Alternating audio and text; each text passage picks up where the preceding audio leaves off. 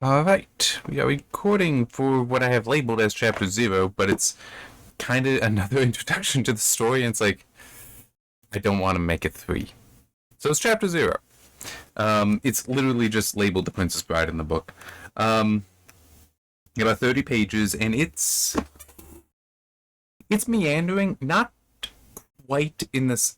it's close to. It's close to how the 30th anniversary introduction meanders, where how I described it there is it makes it flow a bit.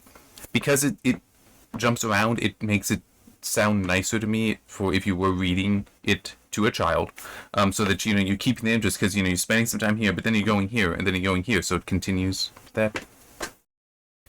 It is kind of like that. It's closer to that than the 25th anniversary introduction that I didn't care as much for, but it's still meandering, and it's also kind of sad. So it's basically taking the scenic route to explain why he has written the good parts abridgment. It starts. Where does it actually start? It starts with him being 10 in his classroom, I think it is. Yeah. Basically, he's trying to set up that when he was growing up, all he cared about was sports. That was it. Sports, games, nothing else mattered to him, just that. But he had a teacher for 3rd, 4th, and 5th grade that basically recognized you are bright, you are intelligent, you can do all the stuff I'm asking you to do in the class, but you don't. Because you don't focus on anything in the class, you're thinking about, and have quite an imagination for as well, but you're thinking about about whatever is going on in this current sports that you care about. So we get that. Then it jumps to him being 26, which I found odd because it's like, well, wait a minute. It was 10 when you were supposed to have first been read it. I'm trying to remember. Why did he go to 26? Nope, too far back.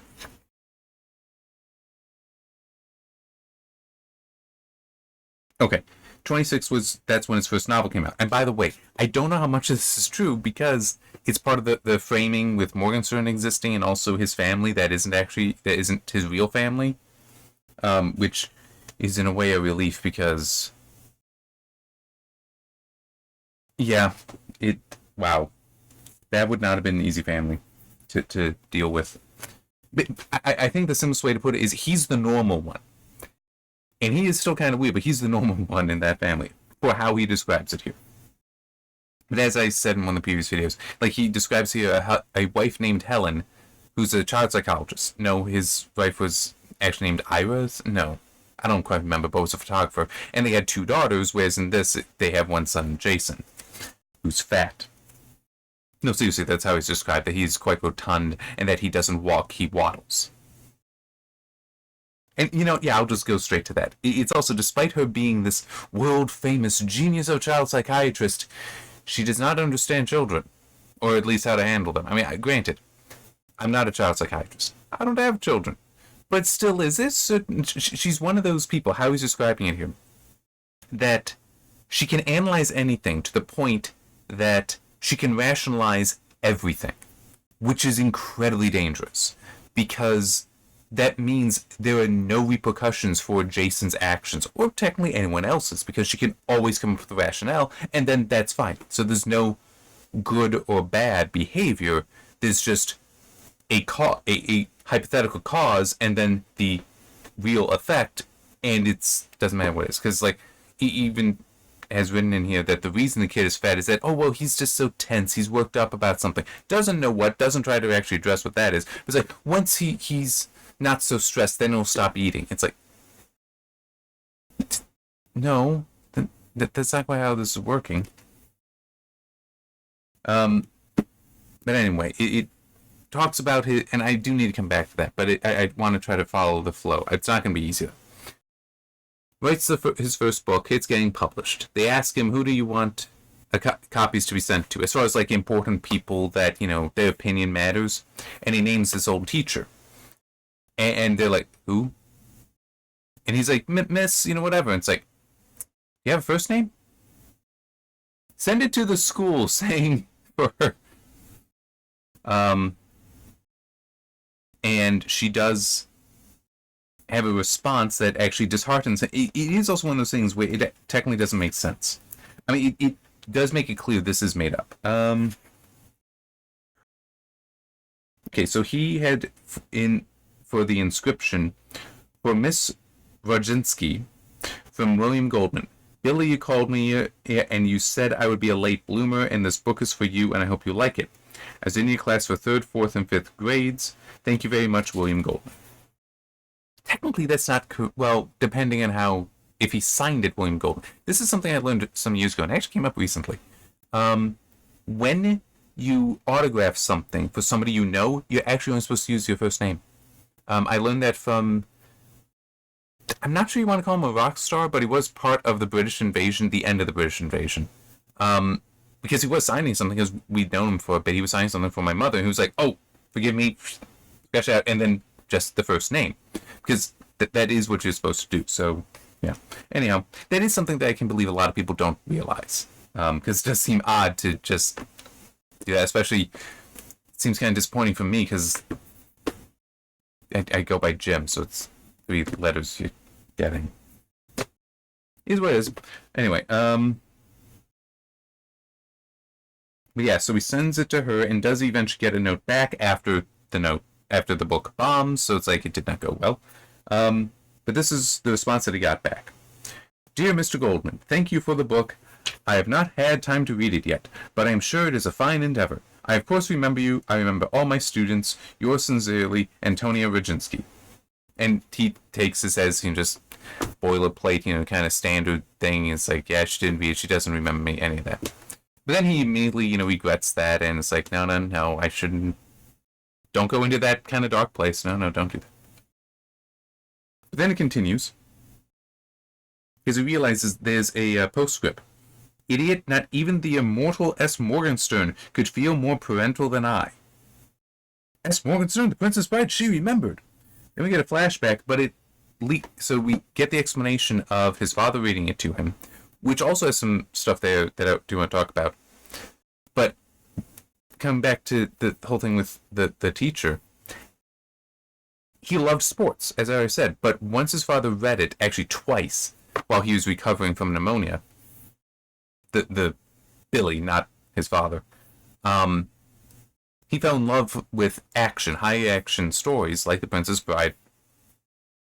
We'll see if it actually is that. Hopefully it is, but, high adventure, I should say. That he started just rapidly consuming any novel he could find that was also adventure. But he does describe that he goes to her, like, every month, asking, what do you suggest? There is no way, if you transform as a student like that, from not caring at all to failing on reading, and there was even a point of he failed a reading test. It's like, I've heard you use every single one of these words. Why did you fail? Because I wasn't really thinking about the test. What were you thinking about? And then she lifts off some player on the Cubs, I think it was, and he was like, no, actually I was thinking about this football player. It's for the Bears. It's like, yeah, that kind of turnaround, and then that he's coming to a month after month after month after month, haranguing her for what's another author I should look into? What's another author? I'm sure that teacher would remember it. Okay, I'm sure. So yeah, it just that I don't much care for.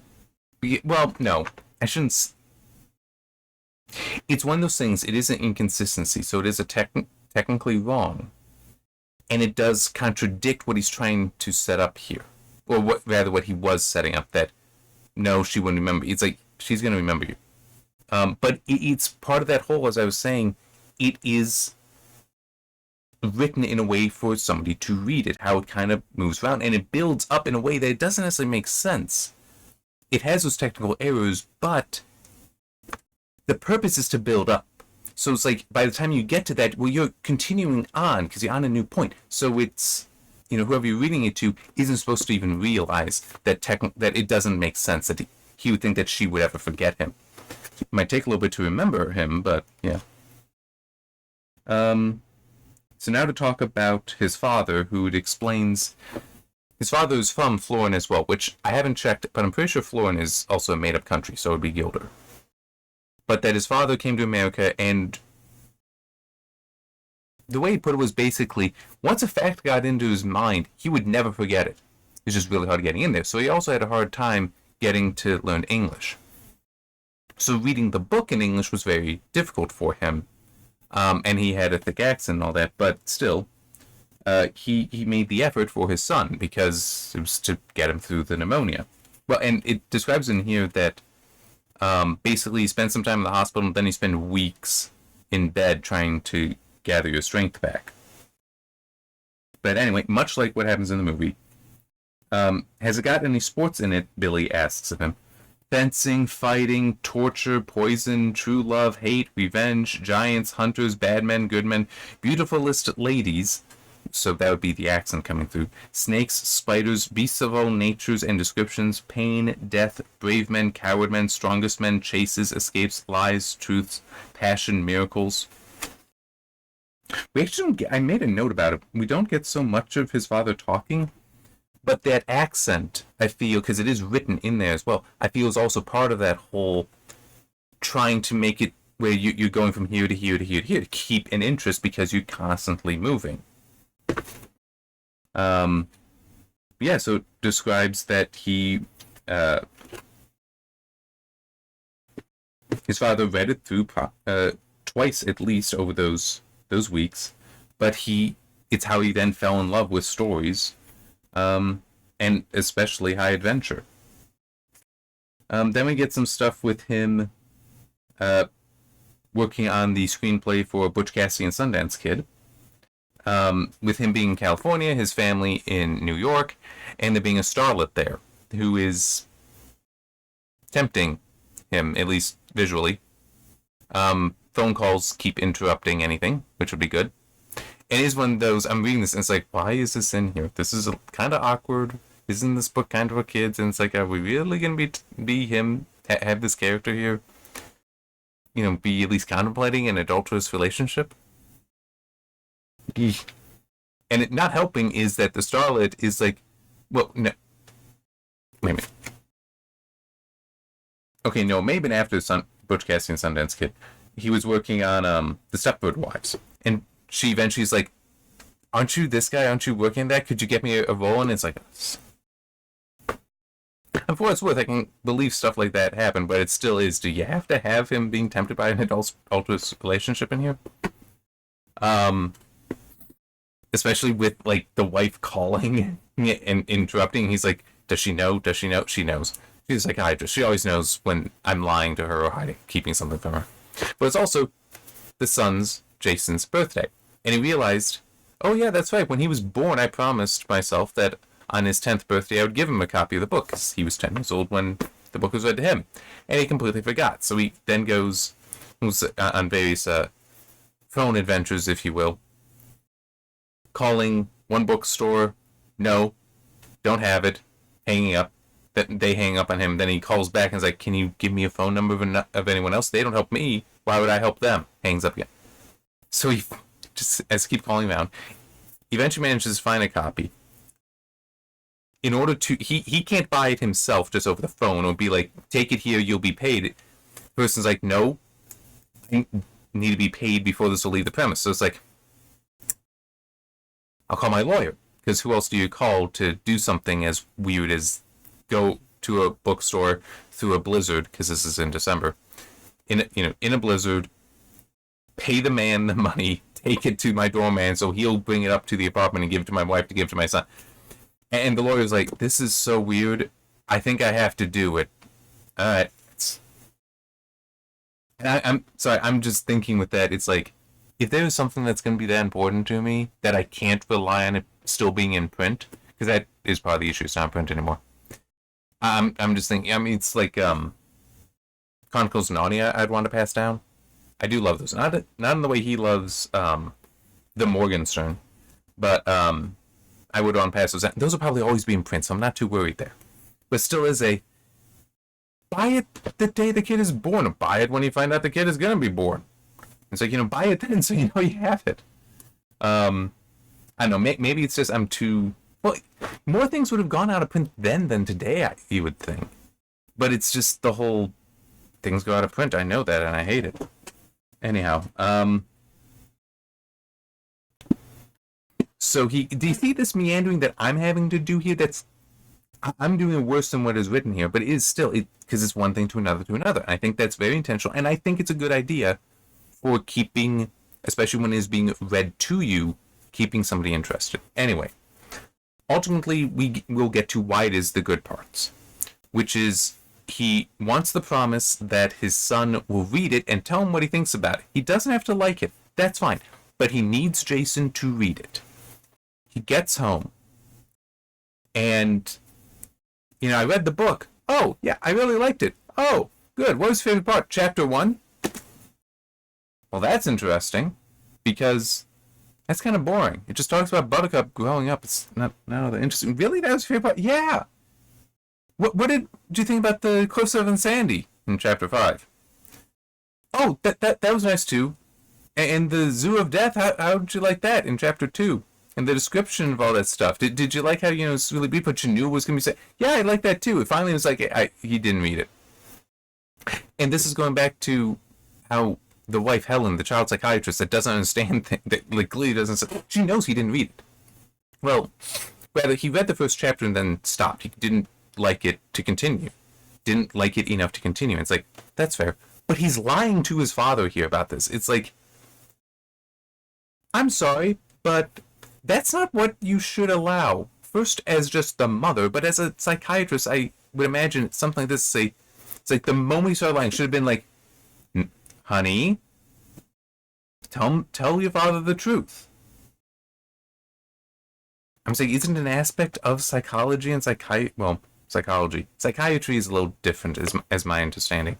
That it also involves the treatment with drugs, whereas a psychologist is going to be more through like talk therapy and such. But still, she would know this. It's like, you need to have honest communication.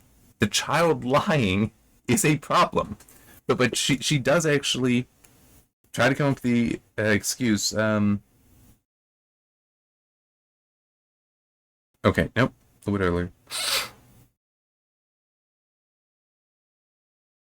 He tried to read it. He did the first chapter. Chapter 2 was impossible for him. So when he'd made a sufficient and reasonable attempt, I told him to stop. Different people have different tastes. I told him you'd understand, Willie. It's like, that's fine, but you're making excuses. That you should have just not allowed him to lie. I mean, that really does bother me. It's just like, she's not very good at this. How is she world famous? I mean, true, she's made up, but it's just one of those, man, when you're talking about you two split up, I can understand it. But anyway, what he eventually realizes from this is because he never actually read it himself. His father always read it to him. What he'd never realized, his father was skipping a lot. How he knew to skip 40 pages, it describes in there. Essentially he skips the begats. How he knew to do that, I'm not entirely sure. But in any case, like how he knew go from here to here. But in any case, it's like, oh, that's why my kid didn't like reading it, because there's a lot of boring stuff in there. So then he was looking at the title page, just like, oh, this was published by my publishing house. That one made getting a copy a little easier, you'd think. Anyway, calls up his editor at 2 a.m. His editor's very confused, but it's basically like, can I make an abridged version of this? It's like, I don't know. It's 2 a.m. Are you feeling all right? Ask the boss in the morning. Then he asks for a delay on getting the screenplay for Stepford Wives so that he can work on this abridgment, because he has such a love for it that he basically wants to abridge it down to what his father always told him, always read to him. So it is something that everyone would fall in love with. Which, I mean, to be fair, that does make some sense. I don't know. I'm just thinking about the concept of abridging stories. I mean, in some ways, I am good with that for what is described there, but in other ways, it can be dangerous when not identified. And I don't know where it would be, but at one point I did read a copy of Dr. Jekyll and Mr. Hyde that whoever was that printed it, I don't remember who was. My mother actually pointed out once, like after I'd read it, that, oh, yeah, that might not be the full version because some places they will abridge it and not tell you. That I got an issue with. But the concept of abridging a story, I mean, it's like technically it's not bad, but it is. I guess I would just always hope for one thing it's identified, and for another thing the original can always be found, like the full thing if you want that, or even like have it all in there. But yeah. So anyhow, talking about this chapter, it's I'm okay with the meandering because I think it serves a purpose. I'm okay with the inconsistency with the teacher. That is like from I had a very special relationship with the teacher. Well, first day, oh, she probably forgot me because who remembers one student out of hundreds? To, oh yeah, I had a very special relationship with her from all this stuff, from all the reading and such. This huge change in my life. It's like, but yeah, it just.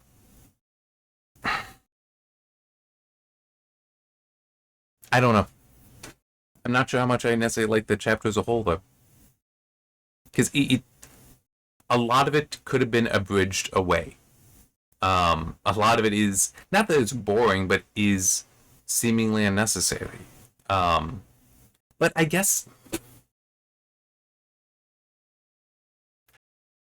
the thought that I paused on is, I guess it might be just that meandering. That is, you're trying to have that here to here to here to here to here to here kind of thing. Well, you need to have the here to here to here to here, even if you could just go here to here to here. So yeah, maybe it's I don't know. I don't know, but it does concern me a little bit. I obviously will keep reading, but it is one of those. If I didn't have a good reason to continue reading, especially since this is now basically the third chapter I've read, because 2 introductions and this, it's kind of boring. Hopefully the body of the book itself, the body of the story itself will be interesting. I'm also wondering a little bit, because in theory there's supposed to be some amount of okay, yeah, I'm just flipping a little bit into the Chapter 1, The Bride. This is me. All abridging remarks and other comments will be in this fancy italic type, so you'll know. So they do have stuff. He does have stuff written in here, providing commentary. So yeah, I do kind of wonder how some of that is going to work out for me while reading it. Yeah, I don't know. It is. I just don't quite know how things are going to be. Hopefully it will be enjoyable. Because right now, I don't feel... The tone set thus far, and some of that is because of the introductions, which are optional. At the 30th and 25th, because as I said, this is also an introduction. It's... Yeah, I don't know. I don't know what my thinking is. So, yeah. We'll just have to continue on and see.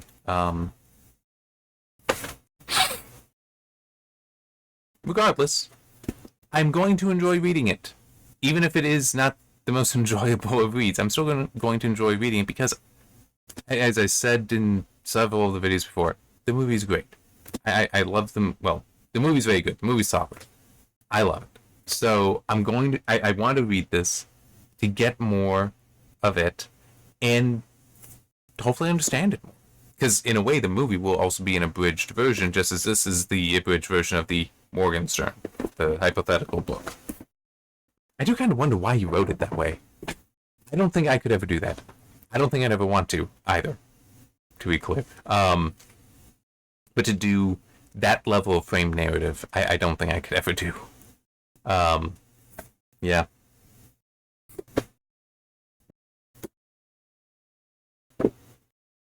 The way some people's minds work, though. Alright, yeah, only about 25 minutes. That's not too bad. If anybody who sees this reads also has read the book or chooses to read the book, hopefully you'll understand why. I mean, in a way, this is actually very dangerous for me to read. At least that kind of meandering style. That hopefully the body of the Princess Bride isn't like this. But because I know I ramble. and this meandering gives me opportunity to ramble. Hopefully the body of the book will be better. It will be more straightforward, less meandering, keep me focused. All right. See you next time.